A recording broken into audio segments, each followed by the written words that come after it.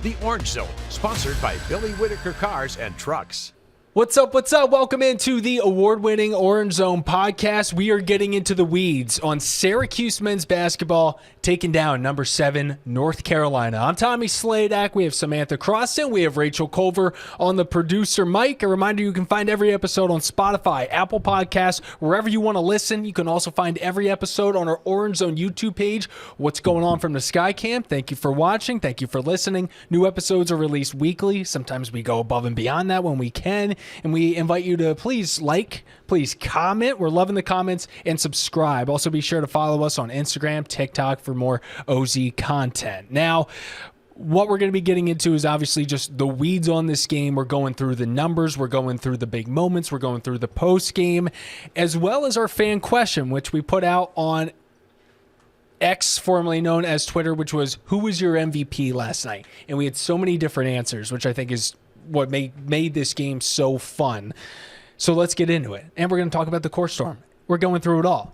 What are your thoughts now that you've had a night to sleep? I mean, after digesting that, it's crazy because I'm looking at Rachel's notes and I see that it says Syracuse led for 32 minutes. And it almost felt like even longer than that. I felt like they had control of this game the entire way through.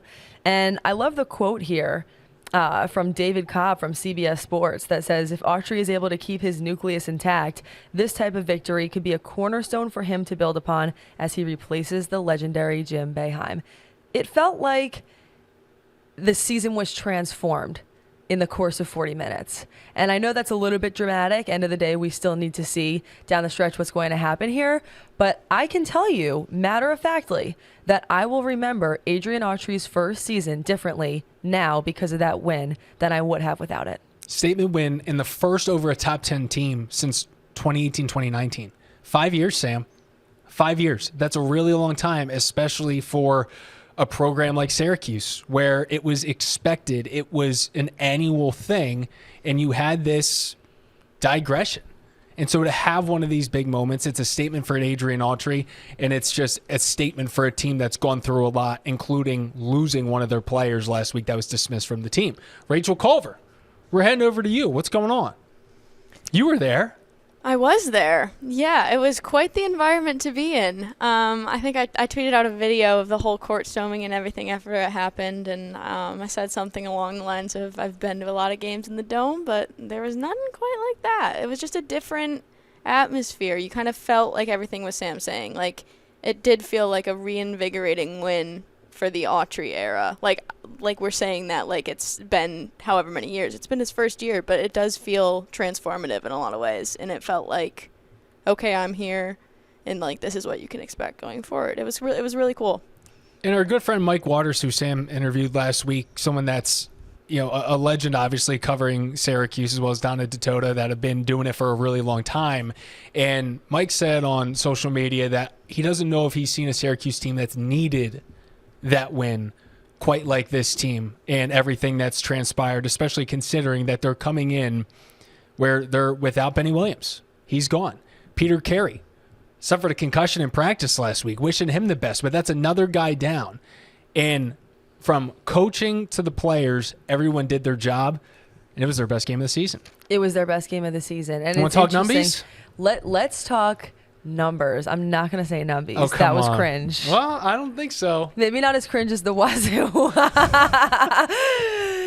Let's talk numbers. Anyway, let's talk numbies. All right. Well, listen. Let's get into it by starting with the backcourt. JJ Starling and Judah Mintz. Starling with 23 points, Mintz with 25 points, combined 48 points for this unit. This is something we have talked about consistently, is them getting better, and it was their best collective game, I thought. And they shot 62% from the field, nearly 63. It's amazing.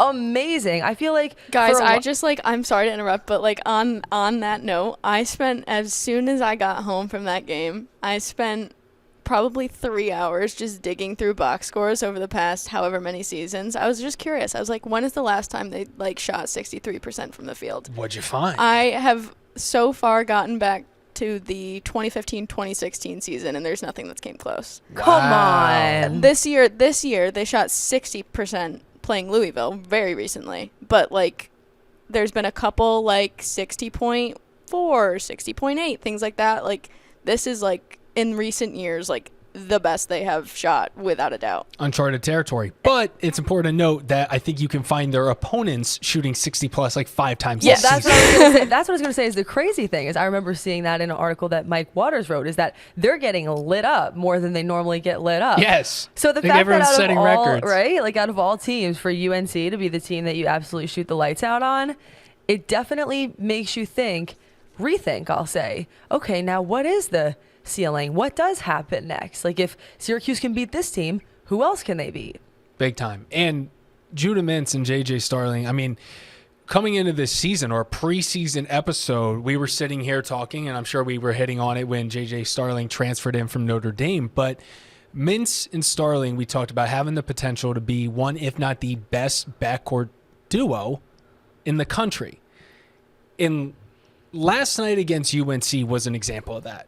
It was just a terrific performance. They played so well together, and a part of their success obviously goes to everyone else that was on the floor with them because everyone did their job. Chris Bell, Malik Brown, Quadir Copeland, Copeland.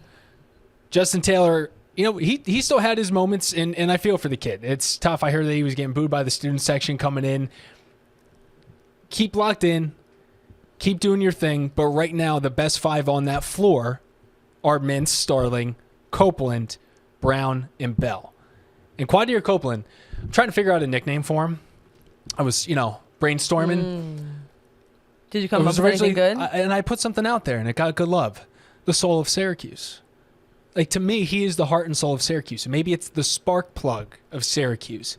The fans love this guy. And because of those little hustle moments that he does all game long, but they came up again and again in the final few minutes and it helped them secure this win. No doubt. I mean, if you're going against him, he is villainous.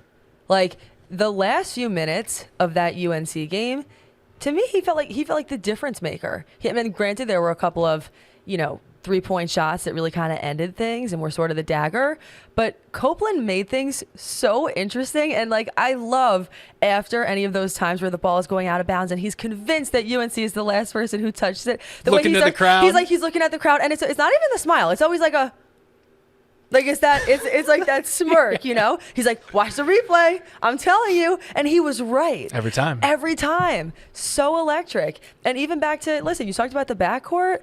I mean, I thought that the most electric shot of the entire game was the JJ Starling bank shot. Hilarious. Rachel, I the crowd must have been... I can actually confirm when that shot went in, me, a UNC fan who willingly went to the Dome dressed in Tar Heel blue, I will admit, the second that shot banked in, I was like, all right, we might as well leave. This game's over. It had that kind of energy.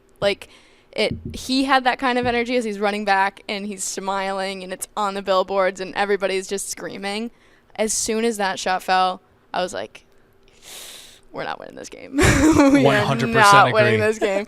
Because those shots happen to Syracuse. I know. They don't make those shots. And the funniest thing about that possession, I don't know if you guys noticed this, there were 3 seconds on the clock. Yeah. He could have...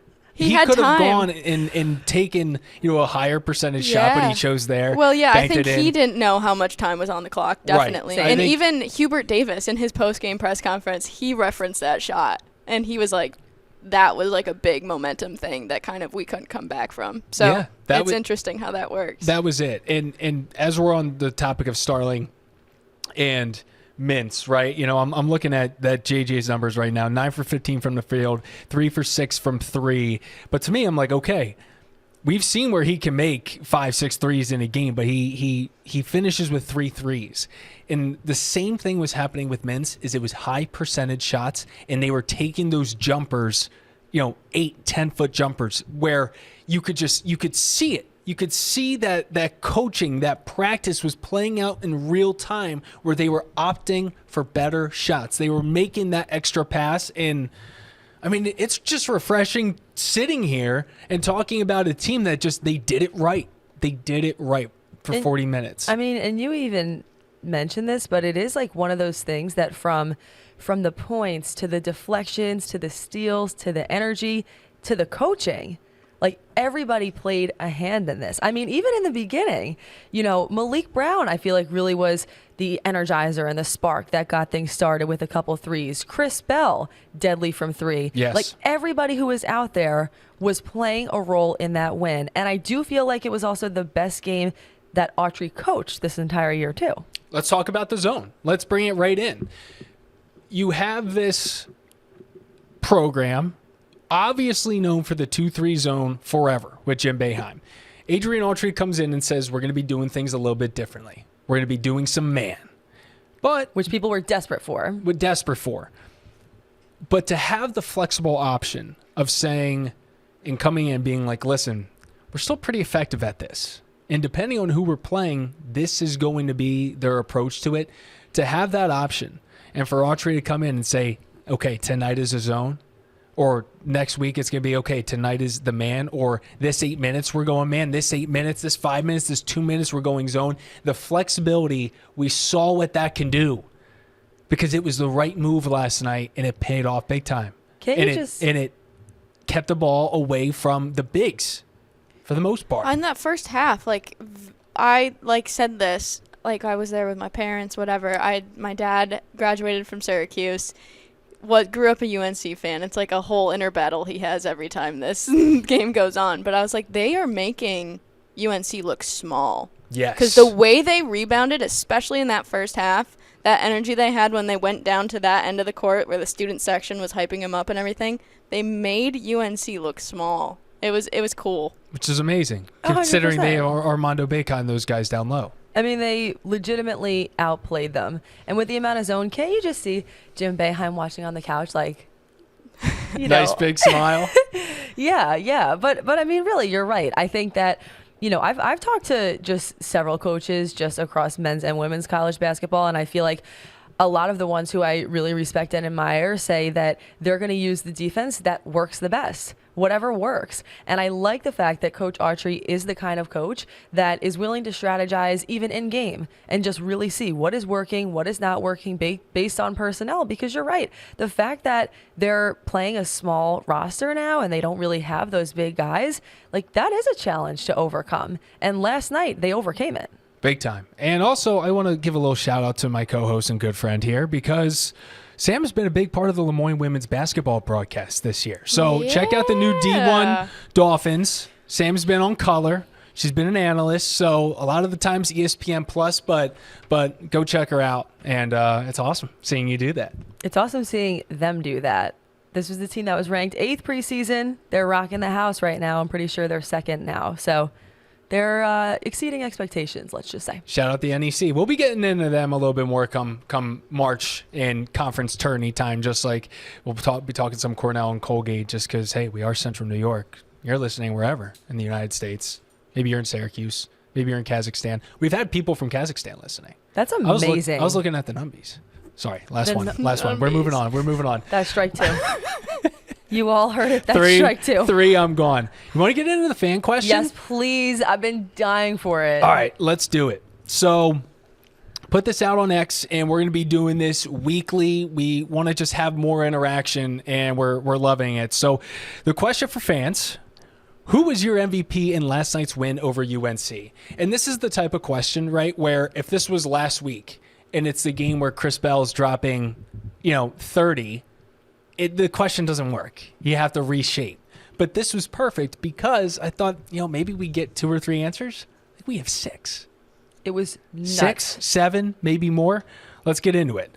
First off, shout out our boy Dale Ostrander, works with us. He just goes 2-3 zone. I know, that was the best answer. I like that as well. Noah Blanchard, I think that's how we pronounce your last name, Noah, but he just goes Adrian Autry.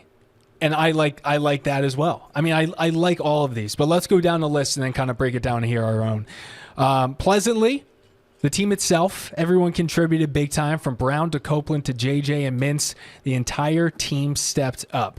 Dante Furco, Quadir Copeland, I would run through a wall for that man. Agreed, Dante.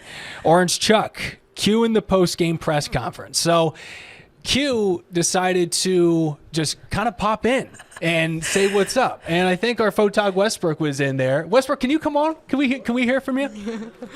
I'm gonna have you. I'll give you these. All right. So this is our guy Westbrook. He's one of our photogs here at the station, and he was in that post game. And so let us know what happened there with Quadir. Well, interestingly enough, I had just asked Coach Austria a question, what does this win mean for Syracuse as a city? And he, kind of like what you guys are saying, it instills confidence. It's exactly what we needed to kind of get back in the program, get relevant again. And as he was finishing it up, this smile, I was at the far end of where the cameras were, but this smile is like, Q, what are you doing in here? And he's like, Coach, I know you got to answer questions out here, but we got some questions we got to ask you in the locker room. And there was this whole repartee of just incredible love. And I walked over and I saw his face, Q's face, and it was genuine, you know, something that love that you never, as much as respect as I have for Coach Boeheim and everything he's done there, you never would have seen a player go do that to Coach Jim Boeheim. And to have that freshness and newness and just they're all celebrating together. It was magical, man. It was like just incredible. It was part of the moment. It continued it on and you could just see in Coach Autrey's face like, this is my boy. This is what we're doing here now. This is it. It was really incredible to be a part of that. Absolutely. And the best part is how the question he has is, what did you think of Q's defense tonight? Yeah, man. He's funny, and you even heard everybody in the press room like laughing. Like I feel like it just kind of lightened up the mood for everybody. Like that's not the kind of thing you could do every game, but once it's really funny. And I do want to say one thing that I thought was so incredible were the remarks that UNC's coach gave before Coach Autry gave out there. And he kept saying on more than one occasion, you have to give credit and compliments to Syracuse University. This is the ACC. It doesn't matter if you blow a team out by 30 points. They came to play tonight. They were the better team. And just to point that out and to show that this is the level that this program can rise to. And, I don't think this will be a flash in the pan. I think this is a sign of things to come. And it's exciting, man. It's exciting seeing a win like that. Yes. Sure. Westbrook Shortell, man. Yeah. Photographer who also braved the students rushing the court, by the way. He was literally in the middle of that with his camera. So we'll get into it after the question. He was a part of it. And Hubert Davis brings up a good point, which is the conversation around the ACC just a few weeks ago having 3 teams in the tournament, according to Joe Lenardi. I know Jim Boeheim kind of went after him for that, but we've seen it the past few years. The ACC is not getting the respect to get in the tournament, but the teams that are in there, someone's making the Final Four. People are making the Elite Eight. Those are deep runs. Yeah. Those are deep runs. And I don't think a conference should be put down the pedestal because they're beating the crap out of each other. To me, you got to look at that, and hopefully they're looking at it and saying this is a sign of a better conference than maybe what meets the eye test or what our numbers or analytics tell us.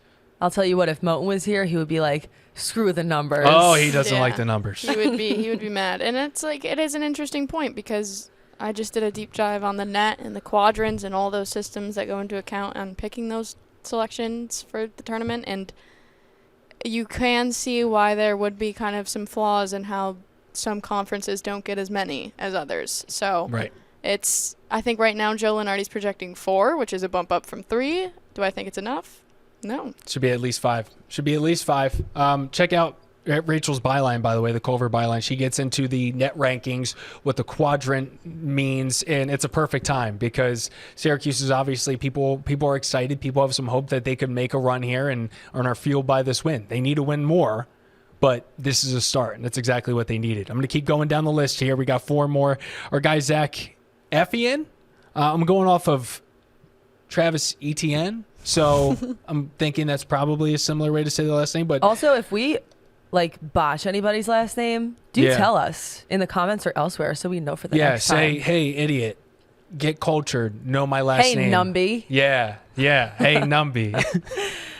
But anyway, Zach says Judah was awesome and his play was much needed after a bad showing on Saturday. 25-5-4 with 3 steals on 73% shooting. Chef's kiss, Zach. That was money. And then we have Jen Markelli, the entire team, period. period. I love that. End of the day, that's the big one too. But if you had to pick one, our guy Rob 88 says JJ, and our guy Todd says JJ, Malik, Mintz, 3-way tie. We haven't talked about Malik yet. Let's get into the role that he's had. For one, he is one of the most steals out of anyone in the ACC as a guy that's covering the center. And you know what? That's the one benefit that we're seeing of having an undersized big going up against these big dudes is 99% of the time he's quicker than them. He can move. He can move. In those he can hands. dish it, and he nailed 2 threes, high percentage shots. He's got the quick hands. Quadir Copeland does too. But overall, good. And I love the answers. Thank you, everyone. Yeah, those answers were electric, particularly the 2-3 zone and Adrian Autry. I love that people thought outside of the box. The 3-way tie, I'm thinking that's not fair. Not fair? You have to pick one. That's the rules. But All right. I understand that it was hard in this. So who would your MVP I think be? I'm giving Todd the benefit of the doubt just because I think it was a hard one to pick. Mine, if I had to do a player, Wait. Can we say it at the same time? Because if you say the person I'm going to say, it's just going to look like I'm copying you. All right, ready? 3, 2, 1. Adrian Quadir. Autry. Oh, okay. I was gonna say I'm happy for the guy. I think he coached the game. I think he had the right game plan going in, and so for it being his first year and having his first statement win, I think that was important. But my guy on the court, I'm actually gonna go with JJ. I think they need that steady guy. And through the last 9 games, he's averaging 18.4 points. His first 16 games, he was averaging 10.1. For him to not just find it, but we hear it from the analysts that are on games all the time. Okay, you scored 25. Okay, you scored 30. Now do it again. JJ's doing it again. And it's a difference maker. It is. And the reason why I say Quadir is because I know this is kind of a phrase that gets thrown around a lot, but I do feel like he is the kind of player who is doing a lot of things that you do not see on the stat sheet. After that bank shot that JJ had, they had a great shot on the broadcast panning to the bench, and you just see Quadir running down, slapping everybody's hands, getting the crowd hyped up. They need that. Like, Quadir is the kind of guy who always truly believes. Like, he believes they're in it. I saw his face, and I knew he believed they were going to win. And I think he inspires people. You always see him on the court with his arm wrapped around somebody, telling somebody something. I would love to sit down with him one day and just ask, what is it that you're always telling these guys off to the side? Like, in game, what is it that you're saying to JJ or Judah? So we'll ask maybe next time we're in the locker room with them. But I think he always has inspiring words, and he's keeping everybody on the same page, which you need that kind of energy in a game where nobody, including Vegas, is expecting you to win. And I'm going to ask Rachel who her MVP was. I lean towards JJ as well, just because honestly, this is what I love about sports, especially college basketball, is there's just moments you can't explain. And that bank 3 was a moment you can't explain. And everything he did outside of that, just supported the, initiative he took in the game. He was finding a way to drive through Carolina defense and get off shots in the lane and things like that you just, it seemed uncharacteristic because we haven't seen it in settings like that. It seemed uncharacteristic, but it's not. We saw him at Notre Dame last year. We saw what he's capable of. This guy's a good basketball player. But, I think he's just really, really getting comfortable in his own skin and what his role here is at Syracuse, and I love that. And this is a team that was able to stay in it despite getting out-rebounded, which we're going to need to become accustomed to, right? They lose a rebounding battle 31-23, but it didn't feel like that. And you mentioned in the first half, it didn't feel like that was what is normally the killer, and you can point and be like, well, they were out-rebounded by 20. That helps explain why they lost. It wasn't there. And JJ, you could tell in some of those shots and the plays that he had, it looked like he was running a drill in practice and pulling up from, it looked loose. Looked loose. Yeah, him in the mid-range is just a scary, scary sight. And those are dropping. He looks confident. He's taking them. It's been great. And, as with every game, there's things to work on. Free throws, we still got to get better at it. 72%, they did just enough, but you got to be better because I know they can be better at free throws. So knock them down.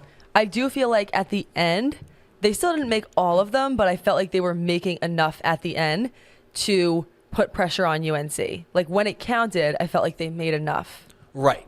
But I think they had that cushion that allowed that. You're in a really close game, and we've seen it before. Those are going to crush you when you're missing them. The only other thing I have, which I've mentioned on this show before, is I'm still seeing too many points from the other team in transition after SU scores specifically. And you can see the other teams in the ACC, they almost know and are ready. They're like, hey, anytime they score, get the ball and fly down the court. There's a lot of points still happening in transition, and they need to be more ready on defense and be completely set. And that means sprinting back with them every single time. They've gotten better, still something to work on. Last but not least, the storming of the court at the Dome. That was a scene. Happy everyone stayed alive that we know of. Those situations can get pretty hectic, but Syracuse fans stormed the court. They're pumped. Just beat the number 7 team in the country.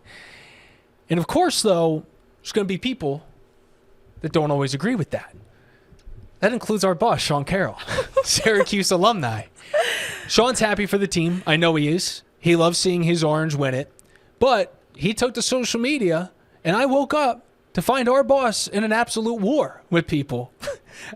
My man's was on a tear. War, saying he found it, and I think it was the language of how he did it, said he found it pathetic. He didn't like it. And his point was, you just beat the number 7 team in the country that's lost, 2 or 3 of their last 5 games.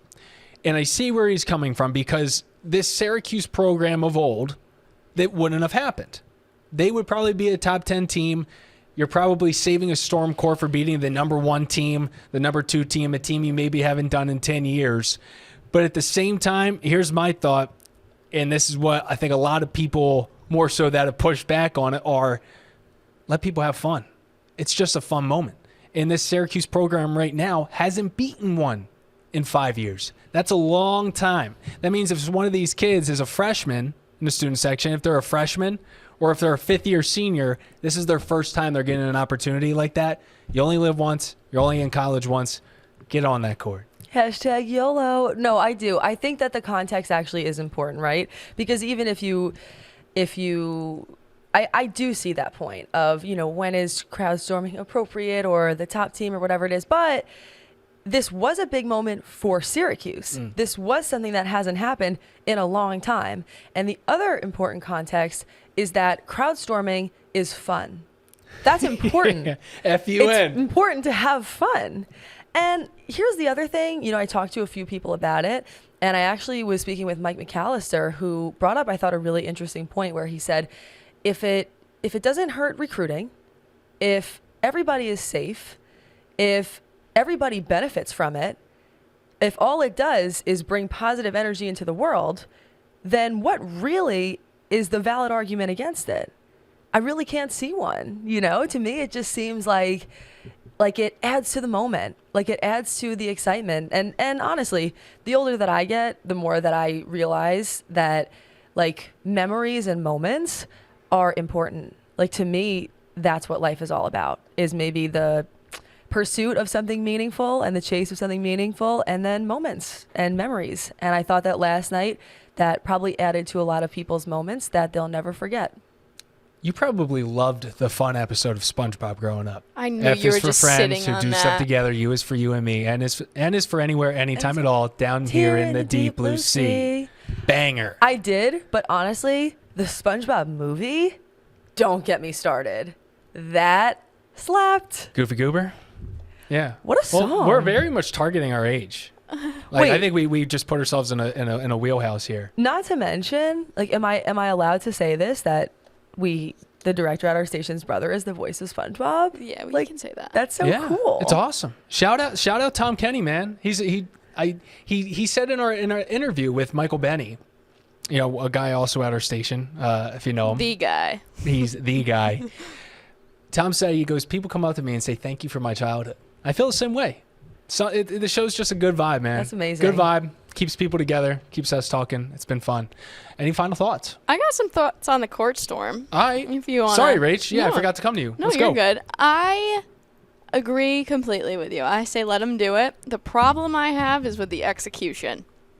I I didn't. have not heard this take before, so I'm excited for I'm this. very interested. I didn't like the fact that they were like ready to go with 5 minutes left in the game. That was really stressful. Like That is stressful. I was like, have you guys seen a college basketball game before? Like, Not you to know mention, how it could be this It could be goes. awkward as. Yes, like if you know how that goes, like that's a lot of time. A minute's a lot of time in a college basketball game. Like if that went bad, that would have been like a meme to last forever. Yeah, And that would have been embarrassing. And like Judah, I think even made a post-game comment where he was like, "Yeah, as soon as we saw him like come down, we were like, we know we gotta win this game because if they like have to go back up into their seats after all that, like that's no good." But yeah, I think the idea, I love a stormed court as long as it's safe, as long as everybody's knowing the limitations and like not trying to do anything harmful. I think that's the point, though, right? They were Yeah. all rookies.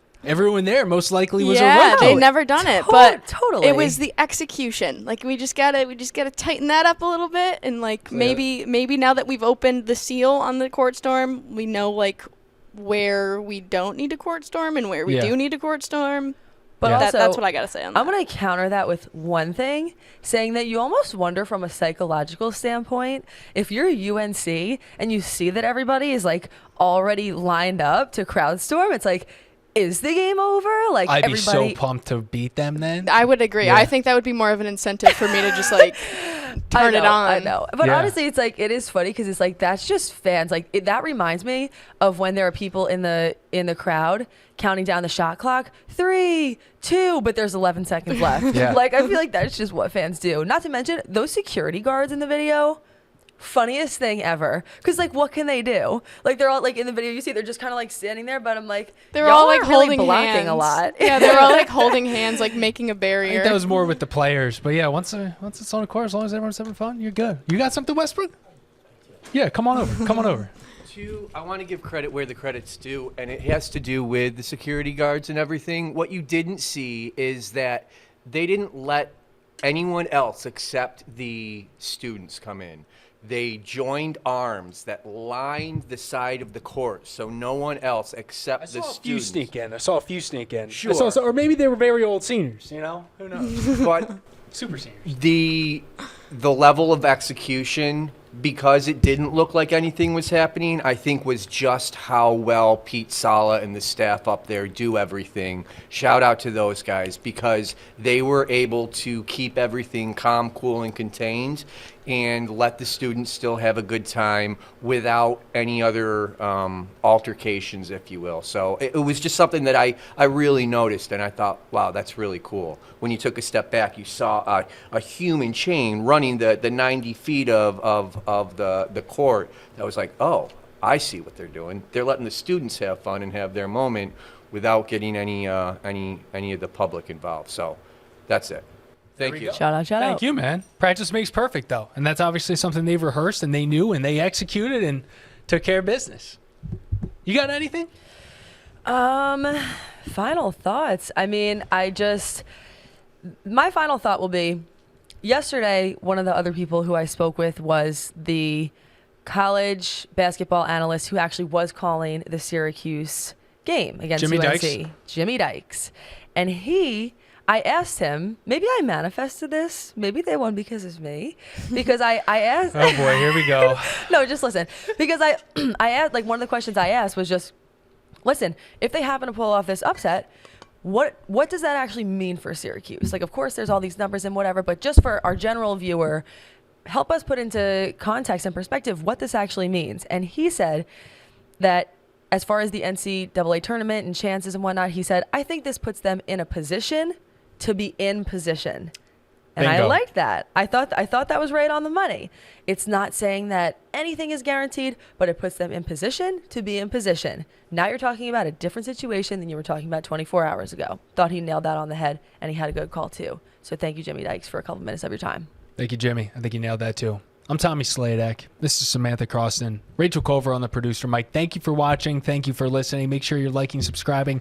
Thank you, Billy Whitaker Cars and Trucks, for helping us do this whole thing. We're out of here. Peace. See you later. A lot more to talk about later.